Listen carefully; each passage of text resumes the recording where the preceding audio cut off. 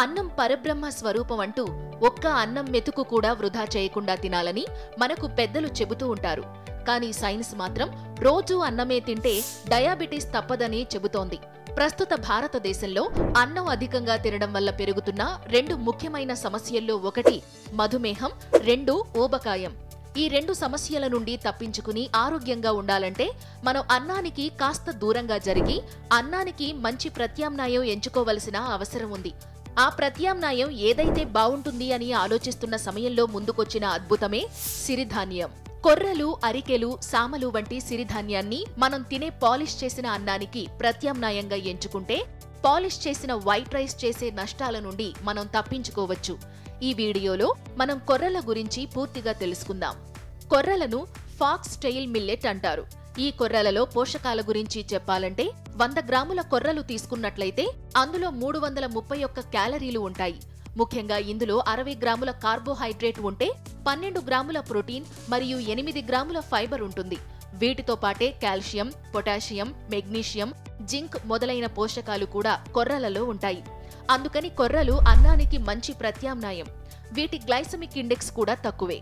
ఇక ఈ కొర్రల వల్ల కలిగే ముఖ్యమైన ఉపయోగాల విషయానికి వస్తే కొర్రలలో కాల్షియం ఉండటం వల్ల ఇవి బోన్ హెల్త్ కి మంచివి. ఎముక ఆరోగ్యాన్ని కొర్రలు కాపాడతాయి. అంతేకాకుండా ఇందులో ఉండే ఐరన్ కండరాలు బలంగా ఉండడానికి సహాయపడుతుంది. ఇంకా గుండె జబ్బులు మరియు మధుమేహం వంటి సమస్యలను ఈ కొర్రలు నివారించగలవు. అలాగే కీళ్ల నొప్పులు తగ్గడంలో, కాలిన గాయాలు మారడంలో కూడా కొర్రలు సహాయపడతాయట. ముఖ్యంగా ఈ కొర్రలు నాడీ వ్యవస్థను బలపరుస్తాయి. అలాగే న్యూరలాజికల్ డిజార్డర్లను నివారిస్తాయి. ఇంకా ఈ కొర్రలలో ఫైబర్ అధికంగా ఉండడం వల్ల జీర్ణక్రియను ఇవి మెరుగుపరచగలవు.